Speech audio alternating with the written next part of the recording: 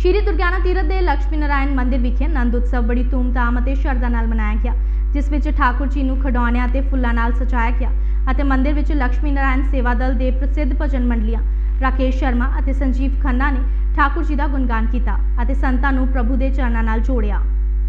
इस मौके जनरल सकत्तर अरुण खन्ना, गुलशन कोहली, रवि अरोड़ा, माधव लाल, मैनेजर अनिल शर्मा, विनय मेहरा, कपिल कुमार, शिवम समेत संगतां मौजूद सन।